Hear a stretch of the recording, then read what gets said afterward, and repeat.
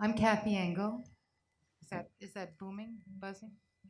Um, and I'm going to be attempting to gently guide or invite the conversation this evening. I am the chair of the Department of Art and Public Policy at the Tisch School of the Arts at NYU in New York, and very fortunate to have worked with the person who I think brought us all together tonight, who is Victoria Marie Batin, who is the Associate Artistic Director of Mosaic Theater and the director of the play we will be discussing, Theory, right?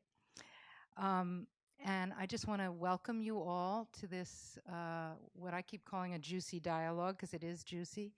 Um, and to thank NYU, Washington, D.C., and the Mosaic Theater, and all the staff and people who make gatherings like this possible. And to introduce, just by name and very briefly, and then our panelists will introduce themselves, the playwright, Norman Yeung, who has written this quite exciting, important play that we're going to be discussing from tonight. And our panelists, Daisy Soderberg-Rifkin, who, and I can't read my handwriting, who is, what does that say? Children and Tech. But you're a resident fellow, right? Of Children and Tech at R Street. I just got this, sorry, my handwriting. Please forgive me. And Emma Lanzo, who is, what is your position at the Free Expression Project? So I'm the director of the Free Expression Project at the Center for Democracy and Technology. You got it. And what we're going to do is each of the panelists is going to say just a little bit what they want us all to know about their work and what brought them here tonight, really, in this discussion, which is called When Complicity Becomes Culpability, which is in itself an amazing provocation and invitation. And then we have a few questions that we're going to just start off with, have a conversation, and then invite you into the conversation. And you want to start, Victoria? Would like to invite, this is a very boomy microphone, would like to invite Norman to start and just to sort of set us up just a little bit to talk about the play and the premise for those of us who've not had the opportunity to read it or see it as we open in first previews in 2 days. So we haven't had a chance to see it yet, but maybe if you could just set us up with the premise a little bit, that would be useful. Absolutely. Well, with Theory, the protagonist, Isabelle, is a progressive professor of film theory who believes in giving voice to the voiceless and letting everyone speak. She creates a discussion board for her class, a class of 100 students, and she doesn't require them to log in with student IDs or any of that. So it's basically, you can be anonymous on it. And that value of hers, that open forum to speak, gets tested by a mysterious student, and those attacks on her become increasingly bizarre and vicious and come closer and closer to her home and personal life. Daisy, do you want to just introduce? Hello. Yeah. Hi. So I'm Daisy Soderberg-Rifkin, as they said. I'm a policy fellow at the R Street Institute here in DC. I work primarily on children and technology, but I do also a great deal of work on content moderation. For a little bit of history, I used to be a content moderator at Google in California, and that's kind of my experience there kind of fueled me into the policy scene to start making some changes. Hi, my name is Emma Lanzo. I'm over at the Center for Democracy and Technology, just about a block away from here. And I head up our work on freedom of expression online. So looking at what the laws and policies are that support and enable people to access information, share their ideas and thoughts and opinions online. A lot of that has to do with things like First Amendment law or US Section 230 that you may have heard of, around whether websites are ever legally responsible for the content that their users post on the websites. But a lot of it also, a lot of the work that we do also looks at exactly what Daisy was talking about, content moderation. What are the things sort of outside the legal frameworks that different websites are doing to shape and guide and moderate the discussion on their platforms? And I think that has a lot of really interesting intersections with the play. I really hope everyone gets to go see it because it raises a lot of really interesting questions. And as the director for the play, the thing that I was quite interested in is when theory breaks down, when something in theory should work, but in practice, something else occurs. And so we're delving into that as part of our exploration into the play. So that's a little bit of the jumping off and what drew me to it, and also the characters, the way that the characters are drawn, the way that they're set up in tension with one another, the points of friction that arise when we think we're listening, but maybe we're not listening as deeply as we might, otherwise want to or need to be. So that's what I'm interested in. This is actually. Can you hear me? Green light. Yeah, green light. Maybe too loud. I'll pass it back. I think he's gonna. That's a whole different thing, right? Okay. Thank you all. And I will say that I arrived in town at 2:00, and first the three of us, and then the five of us in the last few minutes have been talking. And yeah? Oh, I thought you maybe changed it. Hello? No, it's still not on. Yes? No. I'm going to give this to you. You have a better voice. We can trade if you want. And what I wanted to say in terms of my life work, and I'm not an expert on questions of the internet at all, but I certainly have been thinking about the question of the spaces between free speech and equity and what safety might be and might not be, and the differences in perspective and experience, and the role of art in public life for my whole adult life. And as an artist and a professor and an activist, one of the things that I think is so exciting is that what this play does, what I hope my art might do, and what I hope art will do, which is it invites and provokes really rigorous, interesting conversation. And I just want to applaud you for that. I think it's really important, and it's exciting, and it's the place of deep, rigorous, often challenging and fruitful conversation. So that's my starting point. And some of what we were touching on a little bit in the hours leading up to now were also the gray areas, the places even before policy where we have to figure out, both the ethics and the responsibility, and where freedom becomes not freedom in a sense, or is dangerous, or all of these questions, and they do come up. And the ways in which the questions come up in a room, in conversation, in a classroom, even before we're dealing with the internet, and what is that relationship? So I just wanted to kind of share some of these contextual questions and themes. And now I'm going to just share with you a question that came out of the planning for this program. And I think anyone should just jump in, and then we'll move around.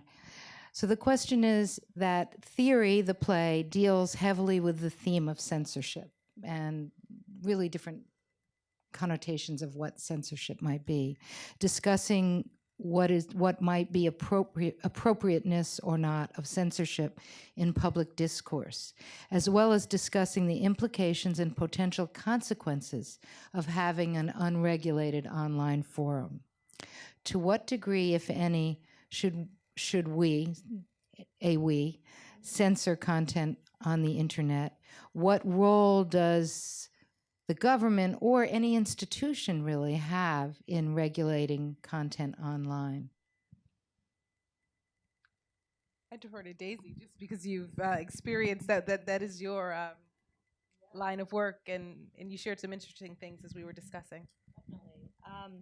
So I think that the role of a content moderator, as it was initially thought up, it came actually from Section 230, the ability of platforms to moderate their own content, and it comes from a place of you want to make sure that the users have a safe experience, that they are feeling comfortable online, but that they also have the power to report things themselves that make them feel uncomfortable.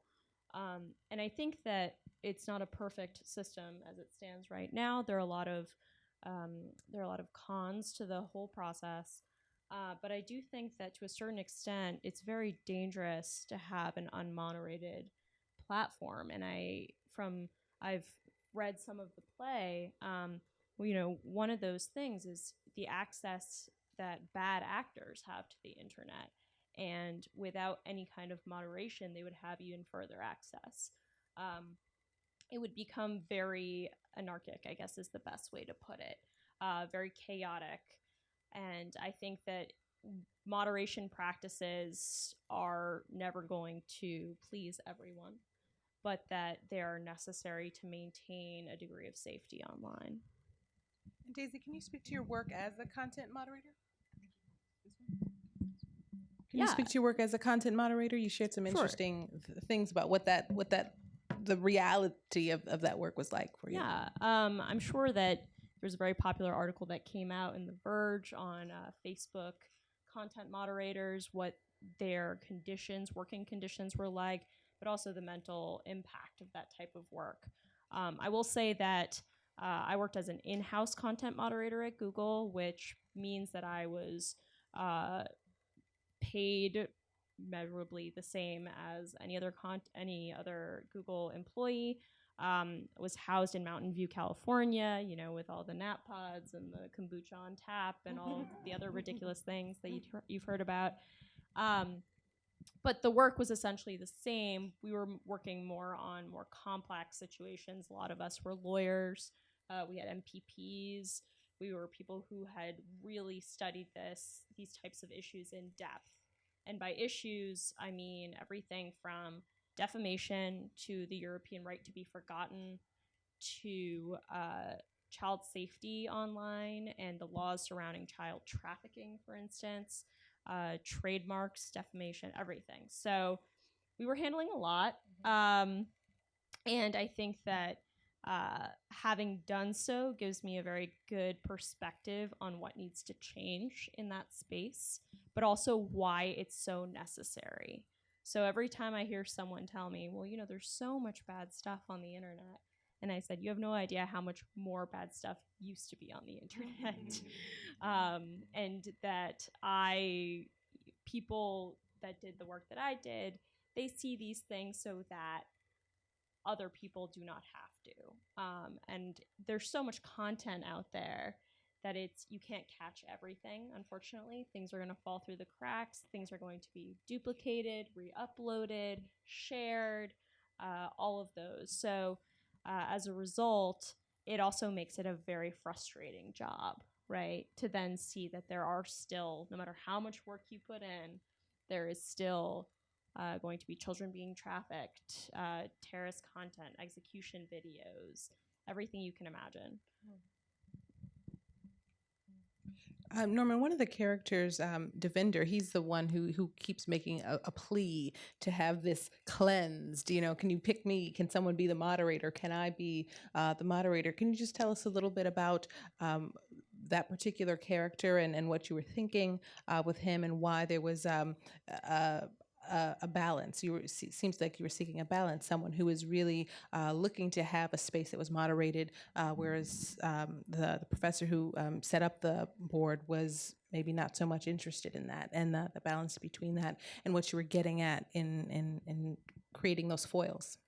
Yeah, this character, Davinder, is a student, 19 years old, and sure. Let's do that. Yeah. It, they are. We might not even need these, but nonetheless. Yeah, so Davinder is a 19-year-old student character in the play, and he is skeptical about this innovation right at the beginning of the play. And he has reasons for being cautious because he had experienced a lot of bullying. He is from the LGBTQ community, and that's a part of his experience of opposition. And he does say in the play about he thought he could leave behind all this online bullying when he left high school and entered college. And unfortunately, this unmoderated forum has brought it all back. And I've been very curious about how young people, Davinder's age, 19 and younger, have been bullied online, and I have written a play about a 17-year-old female character who gets bullied, and we hear so many stories about this. And I wonder why we're hearing more. Is it because there is an increase in online bullying to the extent where suicide could happen, the most extreme stuff as a result of bullying? Is that actually increasing? Or are we hearing more about it because we have access to more information and news and the media is everywhere? So that is something I'm not 19. I wish I were. But then maybe I don't wish I was 19 again, in the same way that, that I'm not exposed to that. And I understand that is a benefit of and privilege of this space I occupy, where I'm not bullied. I'm also not online as much as some people are. I've cut down on social media because I find it just too much information. So I am curious about young people's exposure to all this. There's a lot of hate, a lot of negativity. Everyone that uses the internet has probably experienced aspects of it, and I'm glad I have not to that full extent of a 16-year-old. But it does really make me curious to learn more, and I do empathize with someone who's that young and going through so much pain. And just to clarify things, Isabelle, the character, her approach to letting everyone speak freely is not necessarily my view. I'm a writer of a play. So when someone like Davinder, this 19-year-old character, is really pleading for her to bring in some moderation, I would help that happen. I would honor that, and or maybe not even make that board in the first place. But that is what the play is about. It's a fictional piece of let's think about this. Well, and one of the interesting things that I think the play starts to bring out is this doing anything? Great. Is this whole question of censorship and kind of what do we mean by censorship versus what do we mean by moderation? For a long time, the way we've thought about censorship, it's typically been government regulation, right? Is there a law prohibiting you from saying something, or will you get punished in some way if you try to incite a violent action? Or in Europe, where they have laws against hate speech, could you get punished for having actually, spoken or published some kind of hate speech? So the law sets this kind of the fundamental baseline of like what is kind of completely unacceptable and you could face an actual punishment for it. And then especially in the American system with the First Amendment, everything else is sort of left up to all of us to negotiate amongst ourselves. The government isn't going to come in and be the one to penalize or to draw the line. But that doesn't mean that we move through the world in completely unregulated speech environments every day. I mean, if you think about the ways that you speak with your family versus how you speak with your friends versus how you speak in the workplace, we're all kind of constantly negotiating different, often unspoken norms and rules and standards for what's appropriate and what's not appropriate. And what the internet brings for us is a real sort of disruption of a lot of maybe the cues that we've had about what's acceptable and not acceptable given different kind of discussion environments, whether it's body language. I can see all of my fellow panelists like nodding, like, oh, she's making a point that I don't totally disagree with. You know, or if it's things like having your name associated or some kind of persistent sort of pseudonym that you use in communication so you develop a kind of reputation. There are a lot of different cues in addition to just the words that we say that are part of the kind of broader social context and meaning of our statements. There are a lot of different ways to try to moderate speech online. A lot of different websites and forums and social media companies have taken different kinds of approach. Some of them can work really well for certain circumstances. You know, if you think of you know, special interest site, I happen to like knitting a lot, and there are some really great knitting-focused communities out there that have a lot of really rich discussion, both about kind of the craft that brought us all there and other things as we kind of get to know each other and get to you know, learn more about each other as people. And then there are sites that are very unmoderated and can be a lot of fun for some and really sort of horrifying for a lot of others who maybe get drawn into or get targeted by, you know, harassment campaigns coming out of you know, message boards or Facebook groups or whatever. So I think it's a really interesting conversation to approach also from what is it that we want out of these spaces, and what are the rules that could actually help us get there?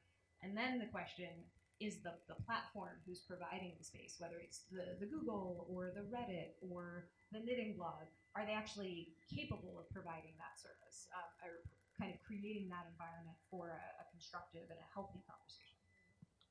You mentioned something as we were preparing about finding the antidote for a lot of these problematic things that we run into. So the internet could be a force for positive, or maybe a force for you know, some challenging information as well. Maybe if you could just elaborate on that sense. Sure. that there are some antidotes. Oh yeah, and I mean, so I come from the perspective of somebody who's, you know, devoted her career to promoting free expression on the internet, right? Like I still see it as a general force for good, or a tool at least that can be used to extremely positive ends. The kind of access to information that people have with internet access is unparalleled in human history, and there is this real aspect to it of there being no gatekeepers between you and being able to express your opinion. In the early days of the public internet, you know, back in the mid-90s, this was seen as like, and this will just radically only bring good things. It will democratize every country in the world, and everything positive will flow from that. I think what we're seeing is a little bit more complicated and nuanced understanding of kind of the role of information gatekeepers in our society. You know, there's something to having very trustworthy news sources and not having, you know, just rumor and innuendo be presented alongside, you know, credible, well-resourced news stories. But there is still really an amazing aspect of people, voices, perspectives that never would have gotten airtime on mainstream media, in mainstream newspapers, are able to not only express themselves, but find others and connect and, you know, create everything from you know, news reporting that focuses on issues that wouldn't have gotten a profile before, like the Me Too movement or the Black Lives Matter movement. Art and create, you know, creative expression that is never going to get, you know, on CBS at 8 p.m., but can find a niche audience of 500,000 people around the world, and that's enough to have a successful YouTube series. So, I mean, I think there are still a lot of really amazing potential benefits from the internet, but it is obviously much more complicated than a just purely positive story. Just following, it's me. It's me, it's no, oh, there we go. Just following up on that, and Victoria, I hope you will weigh in. Before the antidote, I'm wondering, you know, I'm thinking about the kinds of processes that we are engaged in classrooms and groups to build healthy, more trusting, more respectful dialogues about challenging things. How do we build culture of free-flowing and also thoughtful, responsible, accountable dialogue? And is there a similar process in place, or how are we thinking, or how are you thinking about for use, internet use in the same way, so that it's even before the consequence. It's the preparation. It's the education of what we're in. And I know because it's so available and so widespread, it's not like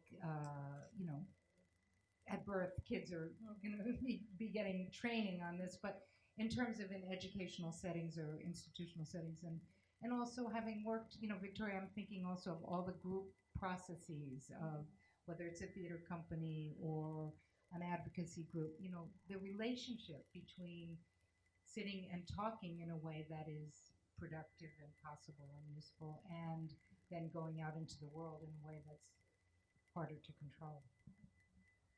So as I was thinking about the play, right? So I'll sort of get into that question through the structure of the play. And so as being a dutiful director and sort of charting the curve of the play, I thought, gee, there's no exposition. It just starts with the inciting incident, which is, this board, and it just snaps us right into that moment and that thing.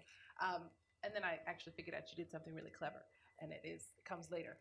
But the first word of the play is thoughts. So Isabelle asks her class, her students, for their response to this idea that she has, the moment before, presented. And they're stunned, right? They're like, well, what do we think about this? And so they have a moment. And I think that in that moment before, Kathy, is what you're looking at, what you're asking about, which is the process. How was this board laid out? How are we? What are the ground rules for shared discourse? And one of the things we were talking about before is that rules don't necessarily equate censorship, right? If we share some parameters for how it is that we choose to be in dialogue with one another, then that becomes the framework.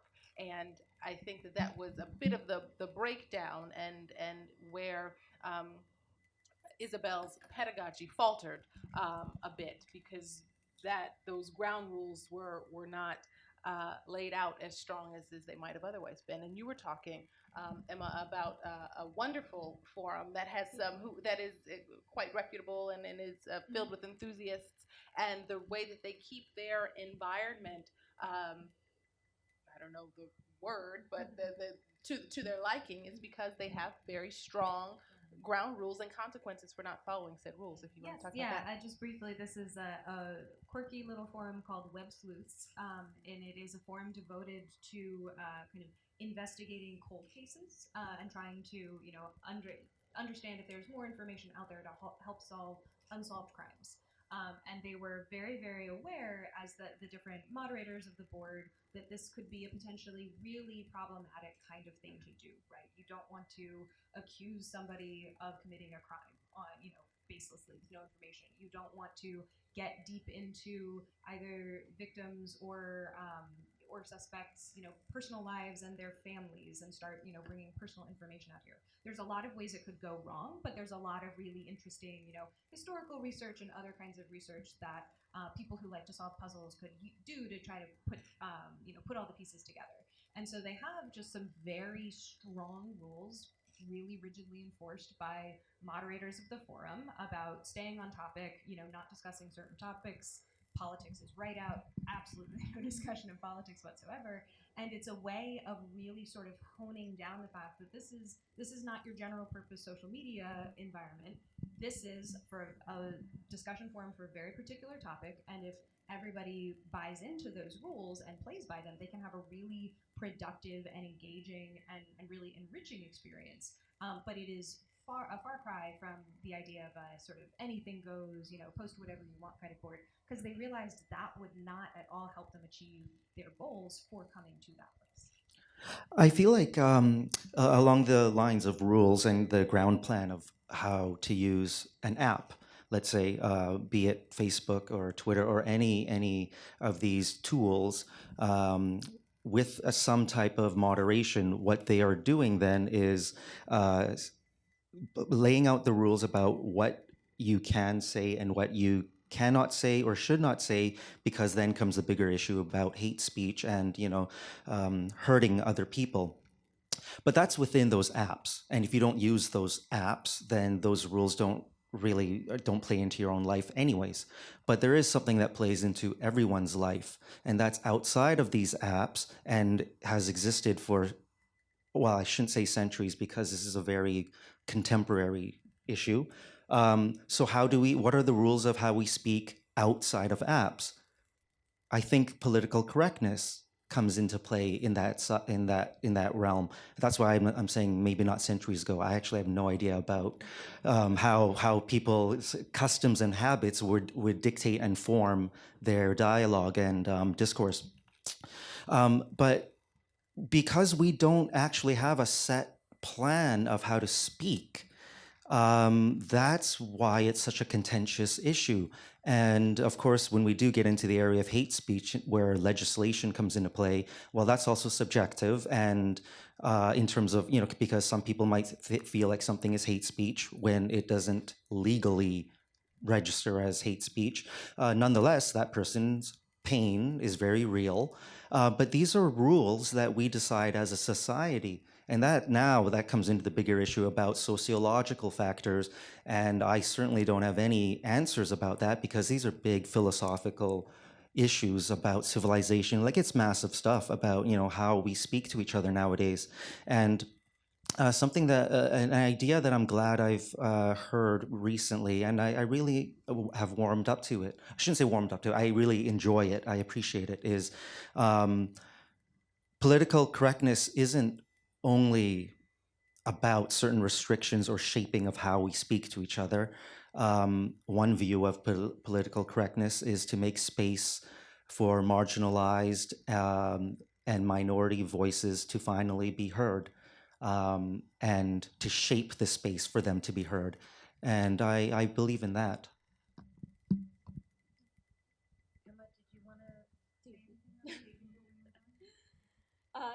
I will go back to this kind of the preventive measures. I think that another part of this, as someone who works a lot with children and technology, is a digital education piece. I think that with the advent of the internet and the popularity and how it's become so much part of our lives, it happened at such a speed that we forgot to incorporate it into other aspects of our lives, such as education. And I think I advocate for this all of the time, digital education, which encompasses certain things that are common sense. So when we're kids and your parents tell you, use your street smarts, don't go down the dark alley while you're alone, or have a buddy with you, or certain tips like that, I think a lot of that also applies to the internet, right? If you're talking to someone you don't know, for instance, if someone is making you feel uncomfortable, you can report that. But the thing is that based on age, there are different concerns, right? When you're a 17-year-old, you're engaging in different behavior than when you're 5. And yes, I've seen 5-year-olds with iPads. It's incredible. And we know that a lot of parents just throw the iPads at kids when they want them to just be quiet. But the thing is, there are different concerns. And so, a lot of organizations, especially in DC, have come out with all sorts of different plans for, depending on age, what should you be teaching to these kids so that they can be productive members of the digital society, that they can, as Emma was talking about, make this a positive environment, right? And that includes hate speech, as we're talking about political correctness. What are we talking about? And make it a productive forum.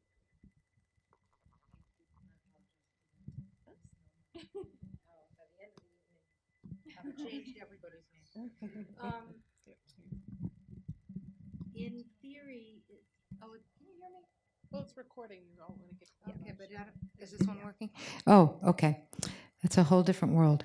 In theory, Isabelle attempts to use examples, it went down, of hate speech as teachable, quote unquote, moments to show what hate speech is and how it acts with public discourse, within public discourse.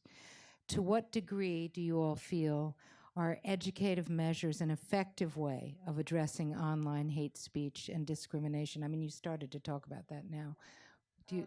I can go a little bit more deeply into that, but I think that education generally is just an incredible way to, especially if started early, for to kind of re-engage with your biases and kind of understand unconscious bias, to understand what's appropriate, what's not appropriate. It's kind of the best kind of test lab to understand how will this affect other people in a discourse.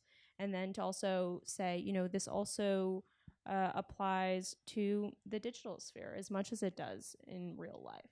If you wouldn't say it in real life, don't say it on the internet. And that's something I tell kids all the time. If you wouldn't show this to someone in person, don't show it to them on the internet. The only difference is when you show it to them on the internet, a lot of kids don't grasp the idea that it's there forever. And that's something I cannot say enough. We call it a digital footprint or a digital tattoo. And it's essentially the idea that, you know, you might put up an image and you might delete it. In that slight moment of time, someone could have copied it, uploaded it, shared it, sent it. So many different things, snapshots, you know, whatever. It's one of those things that I every time I speak to a group of kids, obviously depends on the age group, but, you know, especially teenagers, you have to be very careful with how you share information online. You have to be very careful about what you say online. And I think that even coming back to something like cyberbullying, right?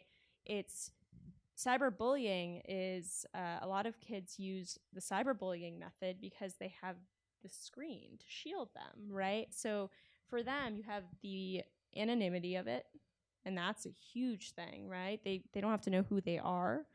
And, you know, if the school tries to figure it out, you know, they have a lot of privacy concerns around that, especially children's privacy concerns. And another thing is it's very bad. I wouldn't say twice as bad, but it's very impactful because it follows you everywhere, right? Like the character in your story where, you know, with bullying, you might be able to, in person, you might be able to leave it behind. That was another life, another school, another city, whatever it might be. But with the internet, it's everywhere, and it can follow you everywhere. Norman, you want to weigh in?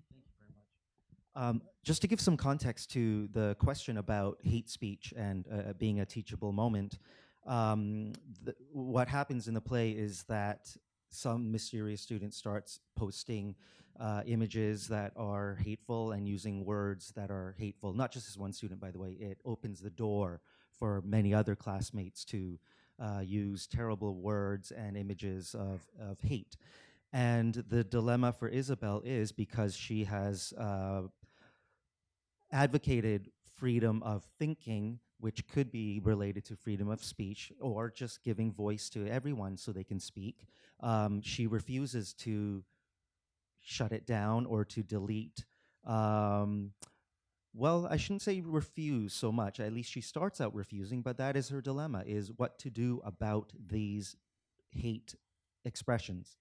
And she is pressured by many people, including her wife, especially her wife, because these attacks are getting closer into their home life, to do something about it. And whether she does or doesn't brings up the idea of complicity, where what does it mean when, if any of us here, we don't advocate a certain act or thought, but we don't actually do anything to stop it when an incident of it happens. And that leads to maybe some of the clear-cut black and white, one or the other binary thinking that is a bit of a big part of our conflict nowadays. Is if you're not fully in one side, then maybe you're the enemy. And there might be some nuance and gray area in between that is perhaps missing today, because Isabelle is not a bad person, and she does not advocate the hate stuff, but she doesn't immediately do anything about it, and so it looks like she's complicit. Is she as bad as that person who did it simply because she hasn't stopped it? That's a question of part of the moral issue in this. One of the things before we move on, that came up for me when you were talking, Daisy, is the question for educators, really, and adults in a society, to help young people understand the impact of their actions. And in the case of the internet, there is an exponential, I mean, the impact just goes into a realm that we can't even imagine, right? And kids are being raised with this reality now. But that very beginning, I was just something in the beginning of what you were saying is, having some concept of that what I say or what I portray or however I communicate with this technology might really have an impact on other people, and how does that get communicated responsibly? And I'd add to that, not just an impact on other people, but an impact on yourself. You mentioned the right to be forgotten. That's another title that's playing here in DC at Arena Stage. That play is the title of the play is Right to be Forgotten, pulling from that section there of legal code, not here in the U.S. but in the UK. And so the question of that digital footprint or that digital tattoo, not just having implications or ripples in the lives of other people, but in your own life as you're ready to mature or move on past a particular moment, how that residue can remain with you. Emma, did you want to? I mean, there's so many things that we've been covering. Yeah.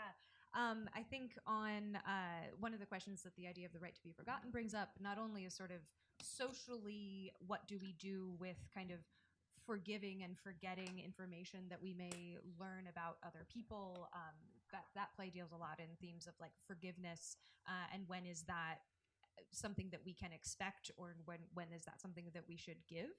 But there's also the legal questions, and then frankly just the baseline technical questions. Is it even possible to remove completely information from even a single service? If you've just posted a photo to Facebook and you ask them to delete it, I think at this point they do actually delete the photo, but it may still exist in some versions in caches and backups and other just sort of technical means that go into the running of a multi-billion person website. That means that some version of that image may still exist somewhere, even if you haven't gone in the kind of nightmare scenario that Daisy described of it was up for a minute and somebody managed to capture it, and now it can be recopied seamlessly and posted many other places. So I think that's part of what makes all of these discussions so challenging, is that it is these fundamental kind of cultural, social, interpersonal relationship questions on top of some very difficult technical questions and challenges and kind of capabilities that can be really great in some circumstances. The potential for archiving of information and making sure that art and history is accessible to everyone is enormously improved by things like the internet. But it also means that history becomes so much less obscured, and that you don't have the sort of effect of, well, that happened 20 years ago and people don't really remember it. It's like, no, it happened 20 years ago, and I can pull up exactly the citation and the news article and everything that makes it just as fresh today as it was 20 years ago. Kathy, I wonder if we might invite questions or comment or discussion from the audience. Yeah, I think so. Happy to do that. I just want to throw something out there before, as we move to inviting all of you into the conversation, which is, and I'm not even sure how to frame it, but we talked about it a little bit earlier, and it's very much, I think, part of the play and this conversation, which is how fear works, in the difference between fear and caution and kind of thoughtful protection, and how fear can work to motivate people to join something they don't want to join, or they feel uneasy, like the group, possibly some of the students in the class in the play, and how fear works to silence people from not being complicit, and how that the way that is perhaps accelerated by social media and the internet. And I don't have anything more specific, but it seems very present to me, and very present in the play, and on a number of levels. And would be interested in any of your thoughts. So we're going to open it up. I think there's a mic. There's a mic. And just ask you to ask your question. And you may direct it to all the panelists or to one, however makes sense to you. And please introduce yourself. Hi, I'm Ari Roth. I'm from Mosaic Theater Company. I'm really grateful for this event happening, and it's fascinating. And it really does piggyback on the privacy panel that happened last week at Arena Stage, where they were also talking about many of these issues. And I learned about what Code 230, or what's the Section 230, which was new to me. And so there's a lot of good public educating going on here. But what it seems to me, in everyone seeming to ratify the notion of a moderator, and that moderation in and of itself to many of us artists sounds pretty boring. Moderation as the golden mean and something in the middle is most radical artists' notion of dullness. Isabelle, the teacher, in theory, is advocating for a radical rethinking of the film canon. She presents provocative works that should have been left out of consideration, feminist, pornographic, violent revenge drama, which she regards as superb radical statements that the students are shocked by. And she has a fresh and powerful vision to posit. So I think the question is, when is moderation a kind of intellectual oppression? To reverse it, Isabelle, the fierce thinker, who challenges her students, who have been in one moderated chat session after another, and of course some haven't. Some, like Davinder, were bullied in high school for the unmoderated forum. But Isabelle, the feminist academic, is coming from a place of patriarchal oppression. And she's saying, let's get the guardrails down. The guardrails have oppressed us. So I think the play equally posits for a fierceness of vision and arguing for a fierceness of expression. And I'm wondering how each of you have thought about the oppressive role of the moderator and what it squelches. I think to begin with, it's the setting is also very different. Within the confines of a school, which also has, certain rules and regulations, it's a lot easier to have that type of let's not follow the rules and just kind of show these, I want to teach you a different perspective on this. And that's something when you go, especially you go to a liberal arts school, that's what it's all about, right? Is kind of challenging your notions and everything you've been taught. On the internet, and this goes into in theory versus in practice. In theory, that sounds great, right? Everyone has a say, and then if something is inappropriate, then the cavalry will come and we'll all bring it down and that kind of thing. But in practice, it's a lot more chaotic than that, just because of the nature of the internet in itself and the speed at which these things come out and the speed at which things proliferate on the internet. And I think that's my major response to that, is essentially the setting is very important to consider there. I'd add to that. I appreciate Isabelle, the character that you've drawn, the ferocity with which she does try to challenge and poke holes, is your word, into that patriarchal structure.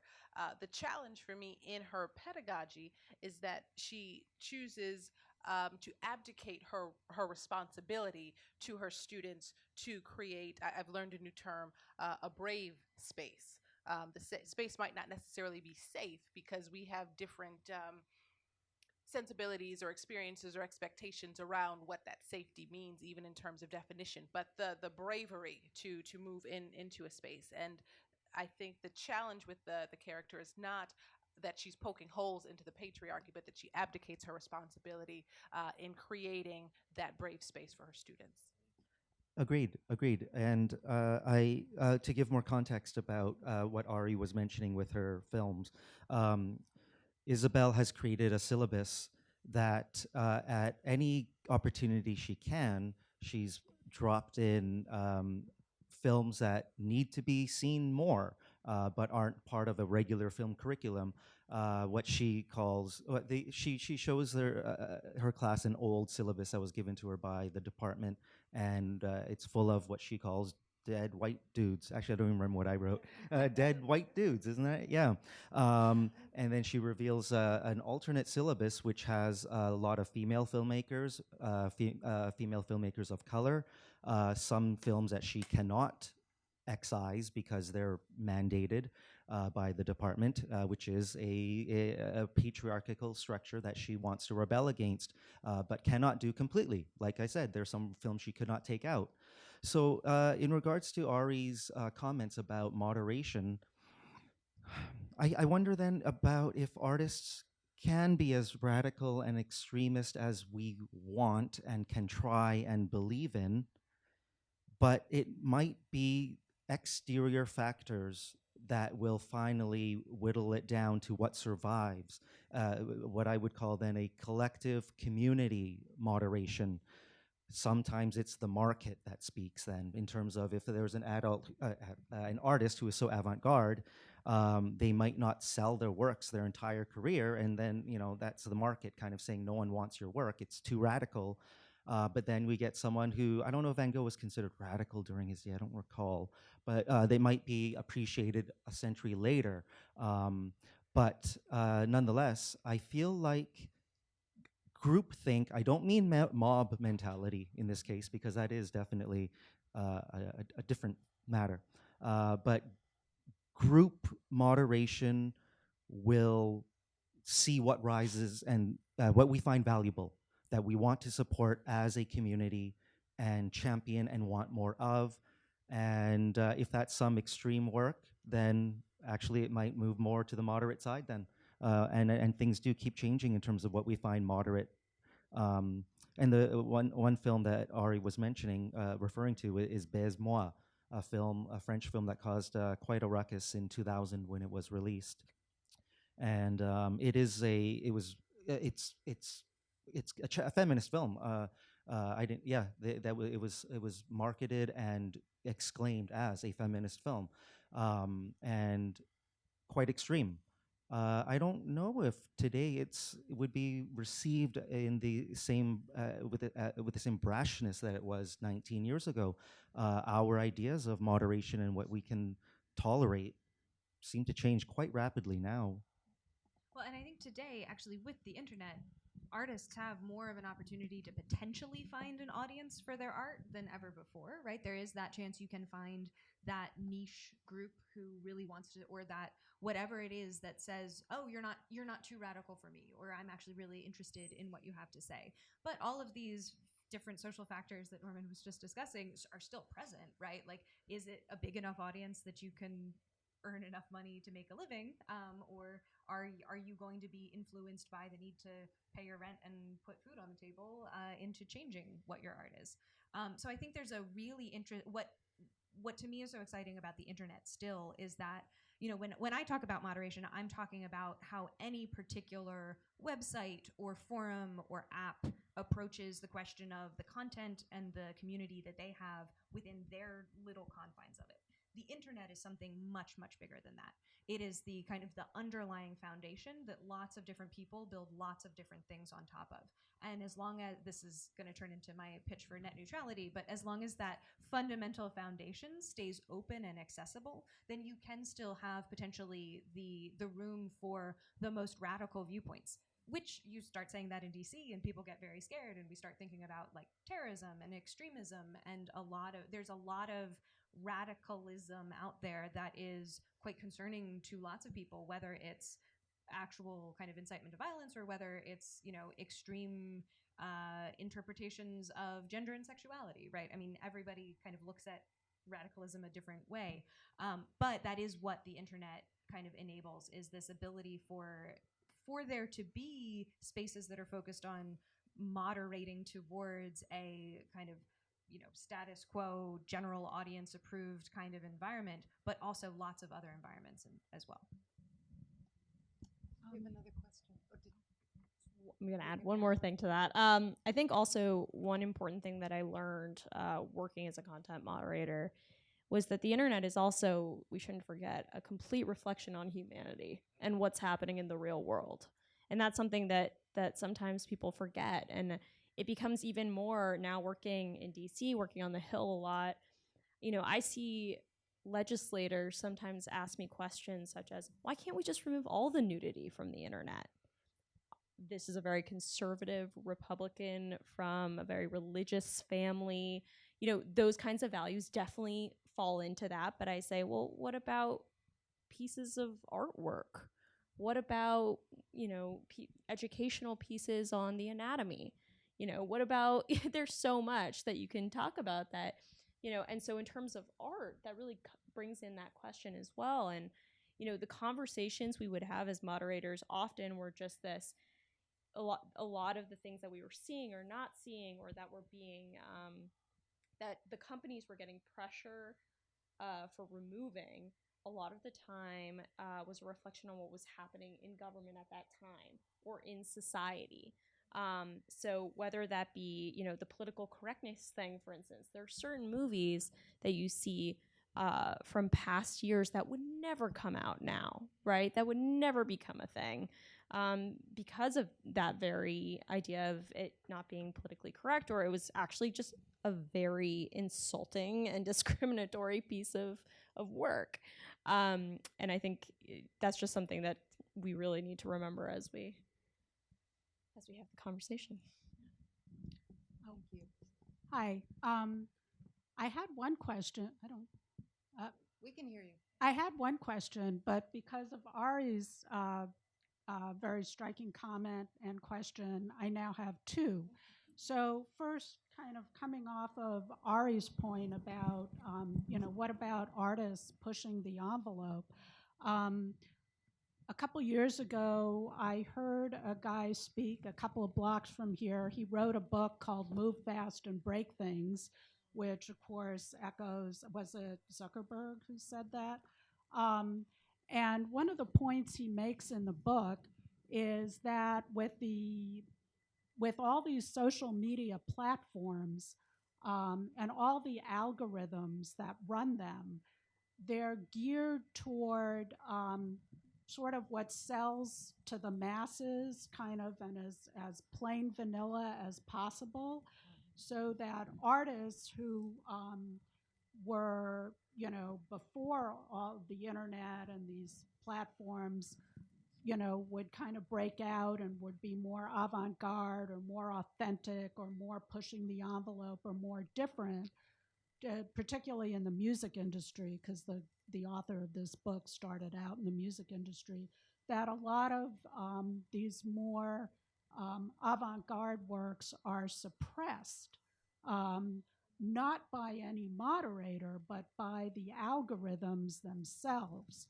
And the way people click like and the way they're, kind of influenced by their friends. Oh, 100 other people like this, so maybe I should like it too, and it kind of snowballs. So that's one issue, one question. What is the question? I'd like to hear your responses to that issue. The other issue has to do with the nature, how these platforms are altering the nature of reality itself. So I think the playwright you mentioned, you can always go back and find, dig out, if you delete a photograph or a posting, well, maybe somebody in that second before you deleted it shared it or whatever, and you can always go back and find it, or somebody can. That made me think of all the times, you hear, whether it's in the realm of politics or whatever, these clips that twist things one way, and then somebody just goes and takes another clip from the same overall video, but, I mean, there's a reason, like in a court of law, you swear to tell the truth, the whole truth, and nothing but the truth. And so they take another clip, but they take it out of context, and it twists totally the other way. And then with deep fakes and so on, the nature of, what's real and what's not, and how do we prove, okay, we know this is true, but then it can be just manufactured, on social media and on the internet. So algorithms and reality, your responses. I'd like to jump in on the reality part. I know nothing about algorithms other than they exist, and I try not to click things so that people can't know what I'm thinking. The part about reality I'd actually like to speak to, because the play deals with that. Isabelle screens certain films in the class. Baise-moi being one of them. Birth of a Nation is another, and that was challenged. Battleship Potemkin is another that was challenged, and Triumph of the Will was also challenged. So these are, we'll just use those 3, was that 4 that I said, as examples. And she screens them in some context that seems to make sense in a film theory course. And what happens is the student or students take those and remix them and merge them and change the meaning and take them out of context and begin to torment her with the very clips that she exposed them to.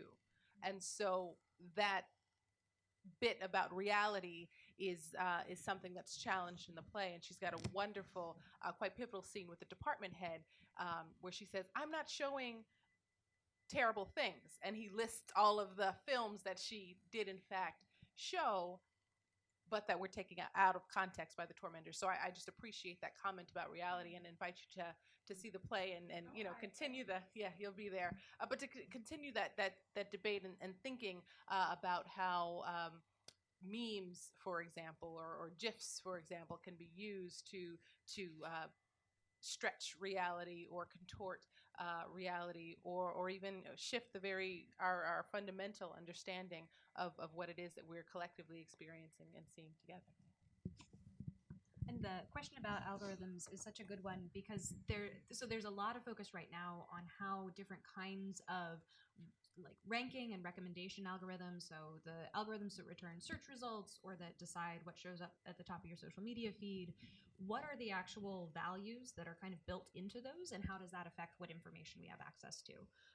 One of the big concerns right now is that if say a social media algorithm is trying to sort of maximize the amount of time somebody spends on the website and the amount of time that they spend like engaged with content, that may actually preference content that elicits a very emotional reaction from people. It might actually drive people towards more potentially extreme kinds of content, because that's the sort of thing which, like, either you're watching it and you're like, yes, this is hitting me right in my id, I want to keep watching this conspiracy theory about how the earth is flat. Or on the other hand, it's like, I am shocked that somebody put this much time into trying to explain that the earth is flat. But in either case, it can trigger a really visceral response from people that keeps them watching. And what the website sees on the other side is just, oh, this user watched this video all the way through, and then they clicked the next one, and then they click. There's not necessarily a qualitative evaluation of, it's like, oof, this is conspiracy theories, flat earth, what? It's really, when you try to boil down engagement with content and separate it out from, like, what is the meaning of this information and what is this speech, things can get really weird really fast. But then on the other hand, there is the dynamic you were pointing to of, is there a kind of a leveling effect of, if you haven't designed your algorithm so that it tips towards the most extreme, the most fringe, and instead is sort of always pushing people towards what's the calmest possible video, what's the least controversial, which ones do we never get people hitting, report this content, or are advertisers complaining about, that starts to feel a lot more like maybe cable television or even like broadcast television, where it's only the stuff that's going to be families are happy to have on in the background when they're eating dinner at 6 p.m. kind of thing. So it's, I think, a really interesting question to ask about any algorithm, because you can also design them with different kinds of values. You could design them to try to expose people to new things that they haven't encountered before. Then you'd have to test and see, do my users want that? Do they like this new information they're seeing? Do they ever engage on it? Or am I just sort of cluttering their feed with completely irrelevant stuff that they don't want to pay attention to? So it's one of these questions that is both a very interesting engineering and kind of math problem, but also obviously a hugely important societal question. And I'll just add to that, one of the virtues of the protagonist, Isabelle, is that she's really forcing her students towards a space of free thinking, and points out through the screening of some of those films that I was sharing with you specifically what propaganda is and how it does try to elicit an emotional response from you that separates you from your logic and your ability to think. And so she is, we were talking about this over lunch, she's got this default thing where she says, I feel fine, I don't want to think about how, I don't want to experience how I'm feeling, I want to think about the thing so that I can make an informed decision about it and not mix the heart and the head. So that's it's a whole other conversation about compartmentalization, and if you can separate those parts of oneself, or if we bring our whole selves to an experience. But this notion of eliciting a particular response through an algorithm or through some sensationalistic something or another, or propaganda is again another provocation that the play raises. So. And of course, content creators, people, whether they're, a person on YouTube trying to get their videos to be more popular, or somebody trying to, put forward a disinformation campaign or a propaganda campaign, they are all also very aware of the incredibly powerful role these algorithms can play in making a difference between whether anybody in the world sees what they post or they have basically no views. So there's a lot of gaming whatever systems are in place, and people trying to develop content so that it will pick up on whatever cues the automated systems are deciding makes content worthwhile, which means it very much has a feeling of like an arms race where how are you changing the underlying technical systems to try to create a better environment, and how do people who want to break your environment decide to try to get around your rules? Go ahead, Daisy. This comes into play also a lot in how kind of current proposed legislation is coming out as well, right? And this is something that Emma and I, we deal with a lot of the same things every day. But one of the big ones was Google search being biased against conservatives was a large thing. I usually find that typically when you are you kind of explain the technical background of it, either people refuse to hear it, or they understand things a little bit better. And that's one of the big differences with the internet, is all these technical components that you have to kind of, once you dive a little bit deeper, things start to make a little bit more sense, right? So when you tell someone, no, it ranks, it's not biased against conservatives, it's biased towards viral content, right? So if at the top of the search rankings, it's an article about how our president is not suited to be president, I'm going to put it in very diplomatic terms, that's probably because a lot of people are looking for that, or a lot of people have clicked on that, and it has nothing to do, the algorithm is not a bunch of moderators kind of doing the evil finger thing and just being like, oh, hell yeah, we're going to dismantle the conservative party. That's not exactly how it works, nor do they have time to do that based on all of the work that they have. But suddenly, when you have a little bit more of the technical explanation of it, that's when things become a little bit more clear. Norman, did you want to weigh in on these questions? No.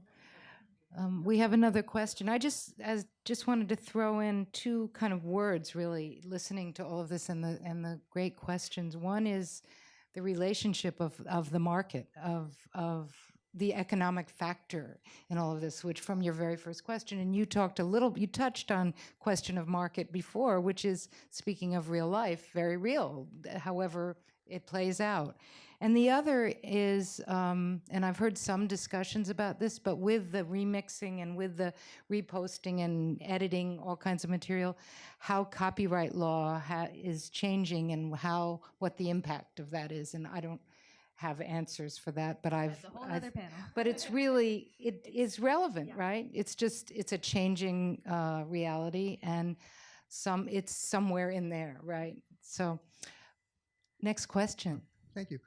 First, a quick comment. Of those 4 films that were mentioned, Baise-moi and the others, I haven't seen Baise-moi, but the other 3 I have been shown in conventional film classes. They're not so out of the way. But about 40 years ago, I got involved in Usenet, which was the first chat group on the internet. 40 years ago. And in the beginning, at that time, internet was only available to people in the government, military, at major universities and major high-tech companies. And everybody was well-educated, and there were some really good conversations, serious conversations, and when someone posted something inappropriate, they were chastised, and generally everything was fine. And then in the mid-'80s, AOL got on the internet, and the signal-to-noise ratio went to 0. All these people with no education were in there posting all sorts of garbage which had nothing to do with the subject matter, and basically Usenet right now is just spam. Nobody goes there. And my question was, did the professor require that the students actually use this board? I mean, was it part of the grade? Because, I mean, if there's garbage on there, why waste your time? I haven't logged into Facebook in over a month. I miss family pictures, but I'm not wasting all that time.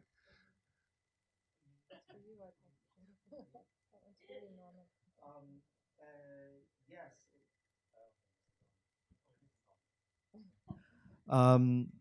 Yes, and also thanks for pointing out about those 3 films, which are standard viewing of every class, and that is actually part of in the story. Those are part of the mandated films that the institution says you have to watch these. These are pillars of cinema, and she would really like to not show them if she could. And in terms of using the board or not, she asks a question, why wouldn't you? And there is naivete or hopefulness or idealism or optimism, whatever words you want to use in that realm of wanting to do good, earnestness. She encourages everyone to use this, to speak freely. They don't have to. They are not graded on it. But the fact that they can, she kind of equates that as you should. Like, this is a wonderful thing for you to speak freely. She does make this argument, which I also don't know if this is the right way to do things, but in any lecture hall, there are most of the people, let's say 100 students, which is what she has in the story. In any given lecture, probably only 10 students might say anything, maybe even less than that on some days. There are some students in some who never speak up at all during an entire university, college, the years that they're there. There are a lot of shy people. There are a lot of people who just don't want to speak up. And she does offer this as, for those who don't want to speak in front of 100 people, here's your chance to engage and be involved. Sounds like a great idea, but in practice, maybe not. Well, one of the things that was learned from the Usenet fiasco is what matters is not controlling the content that's put on the internet, but rather controlling who is participating. Because the people in the beginning were reasonable people who would be chastised, they'd recognize it, they'd listen, and they'd go ahead, as opposed to people who came in later who didn't care.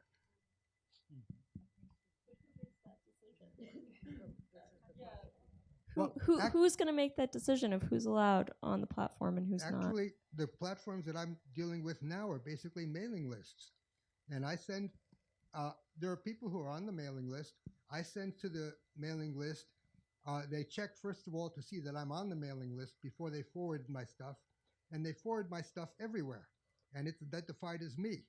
And if I am totally inappropriate, I just get removed from that list and I'm gone. That's a big question. Question of who decides, right? Yeah. Thank you. Hi. Thank you for this discussion. My question is in regards to freedom of thought. When do you think it comes to time to actually separate what is right versus wrong. Actual common sense, what we know is actually wrong. For instance, with the racism, incitement of violence, and hateful speech. You know, I have two kids. Well, one is passed, but up until they were 18, I was on their social media. I had their passwords and went down the line of who their friends were and deleted them when I didn't think they were appropriate. You know, I took that upon myself as a parent. But for the internet, in a sense, I was always afraid. Internet came out in the early 90s and I was still young. And like I told her, I had that a head thought that, oh my God, this is going to be like Wild Wild West in a sense. So when do you think that we can actually come together as a society and make that line, draw that line? Good question.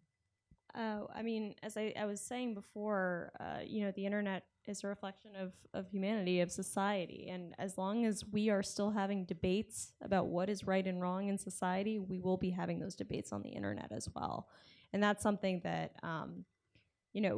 some things that seem so clear cut, in my mind, in your mind, surprisingly are not very clear cut in the eyes of many legislators. A lot of people who were trying to make these decisions, even some people at tech companies, because humans have different perspectives on what is right and what is wrong. And I think primarily as an example of the idea of terrorism, right? And that's something that not every person, the famous phrase was one person's terrorist, another person's freedom fighter. That applies to all these cases, right, where we have situations where different tech companies have different definitions of terrorism. Different lawmakers have different definitions of terrorism, right? Based on where you're from, what are your beliefs, and all of that. And unfortunately, as long as those conversations continue and there is constant disagreement, it's going to be very difficult to really draw a firm line.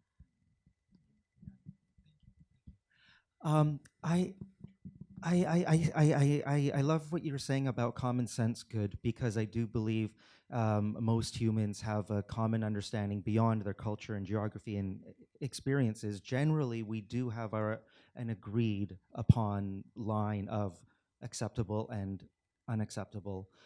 But of course, when it comes down to the subjectivity of what's good and bad, the not common sense part, but just more subjective side of it, yes, one person's good is another person's bad. And not to sound nihilistic, but I think it's the internet that's the problem. I mean, as much a good has come from the internet, we know a lot of bad has come from it. But that's kind of like saying, well, the printing, that's a lot of good and a lot of bad, yes. But so I'm not sure how to find a conclusion to this. But except the reason why I think the internet is the problem is that maybe not just the internet, then it might be social media more specifically, but it has so divided us into what's good and what's bad, which is of course flipped depending on the perspective, that it is so extreme one, so extreme the other. And that's why we have certain protests between opposing parties at the same street corner made up by a fictitious kind of rally that was just brought these two opposing groups together so that they could have a conflict played out. And I saw this comment by I guess it was a friend of mine on Facebook, and I'd like to offer it up out there, especially with two people who are far more knowledgeable about how the internet works than I am. He said, social media is designed for maximum conflict. Do you see any credence to that statement? And I think that leads to some of what you've offered in terms of good and bad. It's quite extreme now. It's conflict now. Before you just share either Emma or Daisy, I just want to acknowledge what you were saying and acknowledge your loss and say I'm sorry.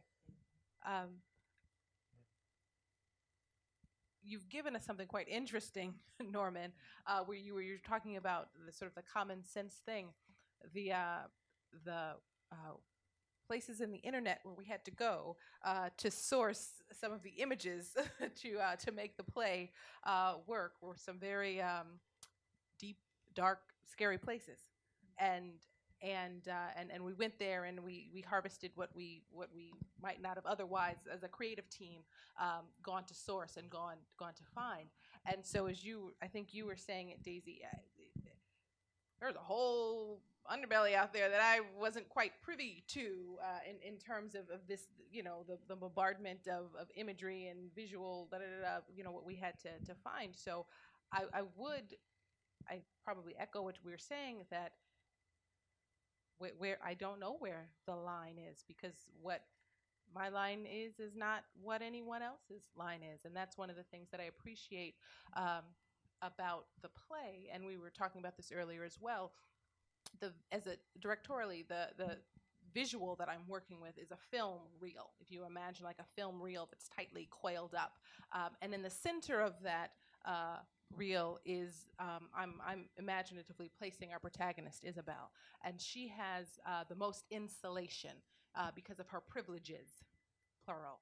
And her students, who are on the margins of that film reel, anywhere on that sort of spectrum, as the thing begins to unravel, they're hit by it and hurt by it first and soonest. And she feels it a little later, a lot later than the people on the margins do. And so that's what as we kind of go through the play, we're unpeeling that, unraveling that thing, unspiraling it. And that I offer that visual, that image, to say the first line of, pain for the first person is very, very far from what Isabelle's privileges, plural, allow her. Thank you. Well, and I think to me, it's not even necessarily that every person draws their own line completely differently. I think there are absolutely groups and communities and people who have a lot of shared common values. What I think where we're maybe seeing a shortfall in major social media platforms is that a corporate entity, hundreds of thousands of miles away, trying to support a platform for billions of people around the world, is never going to understand what this local community really wants and needs, or what is kind of considered, appropriate, by community standards for this school or for this town or for the state or country. And that what I'd like to see much more for us as people using the internet is that ability to empower ourselves and our communities and have the tools, have the abilities to create what is the space that we want, that makes sense for us, that we feel safe having our children in.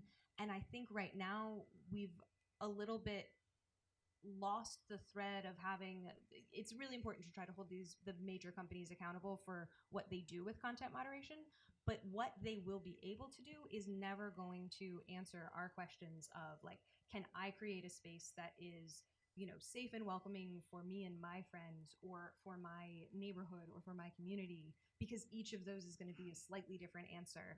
And moderators, sitting in California, it's not fair to expect them to be able to understand exactly how to help that particular environment persist. Yeah, that's so right. It's one thing to, we were the ones who would deal with, whenever there was a shooting, or whenever mostly actually shootings were probably the most difficult, especially when they're involving children. There is a lot of imagery that comes out of that. So one not involving children, but there was one in Paris, for instance, at the theater. They called it the Bataclan. We got the preliminary images of the scene. So the crime scene with the bodies and everything. Very gory, very intense. And I think that after there's the initial exposure to it, which is obviously very shocking, but I think what touches you the most are the emails you get from family members. So we would see the imagery, and then we would get emails from a mother of someone who had lost a son in the shooting. And I don't want to have to see my son online. day in and day out. And those kind of, moral questions, like the content maybe is not illegal, but this is the human we're talking about, right? That's where it becomes so difficult. And I've seen many a moderator have a fight with their manager or have a fight with their director about I cannot sleep at night knowing that I did not take this down. It's such a difficult position to be in, and it's actually an incredible amount of responsibility. I was 23 when I started this, and it's such a even for a 23-year-old to make those types of decisions. Even now, I think I would still have a hard time. And again, you think about it, and you're working for a company, so they have one priority, and that's to make money. And so actually the conversations we're having here and the fact that this play is coming out is so important, because it's one of the things that's putting more pressure on them to make this more of a priority, is talking about what the moderators go through, what the victims go through, the fact that there are these differences, and and people are doing a lot of work on this. It's so important. We are just about up with time. I want to thank everyone. I just want to, before we close and have any last words, as I'm listening, I'm thinking historically about some of the underlying realities and questions that actually existed before the internet and are just magnified now and intensified. And I just think it's really important to keep in mind that the painful, beautiful question that you raise, and really that we're all talking about, the ethical struggles, the gray areas that we talked about, these challenges have been with us. They're magnified. The questions of control are different.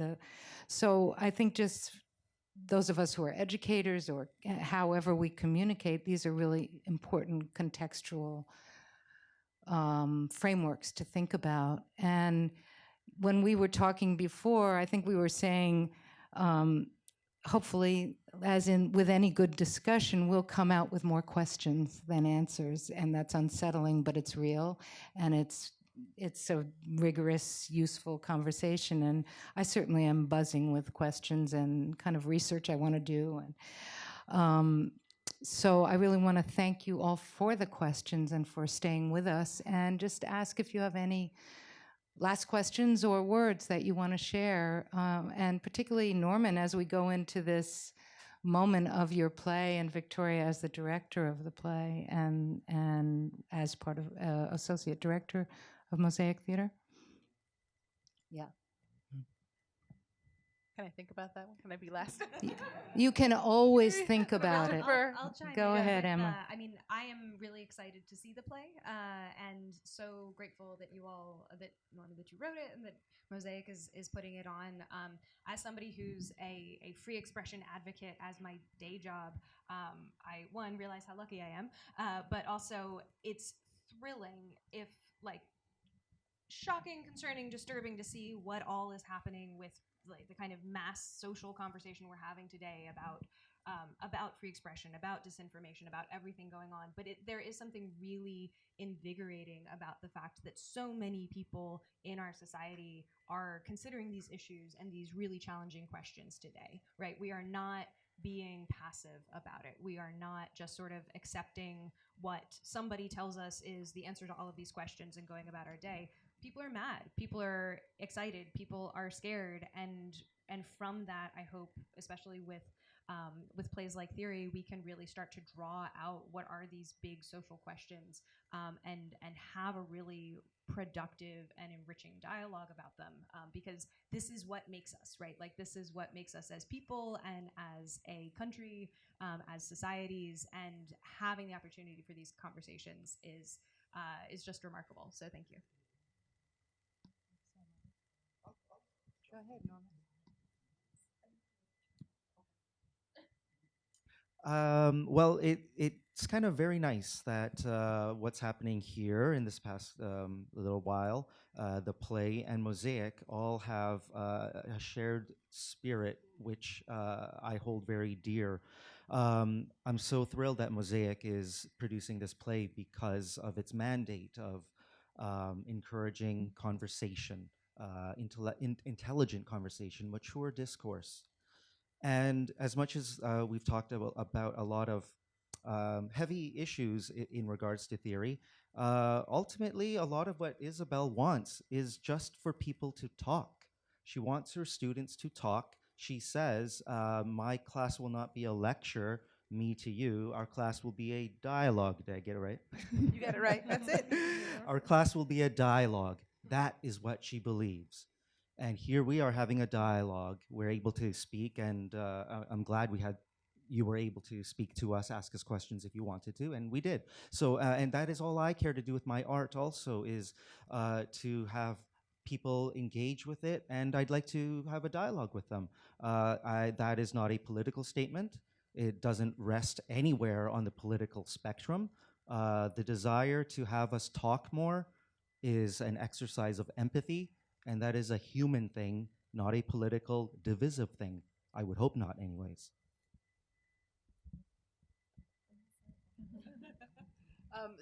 So the thing that I would be left with after this conversation and after now concluding our rehearsal time as we move into performance and presentation of the play theory, what I'd like to ask of audiences is what will they do with the information? How will they take a next step in any direction, in a meaningful direction for them, in a direction that's authentic to them? So I just invite that next step. So I thank you for being a part of this, and thank you, Kathy, for coming. Thank you, NYU, for hosting the conversation. Thank you, Ari, our artistic director, for your support, and a lot of familiar faces. Board member Kevin Cuddy is here. Thank you for being here. So thank you. Good to see you, Michael, and everybody else. Thank you all. I guess what will we do is what sends us out into the night. And what will we listen to?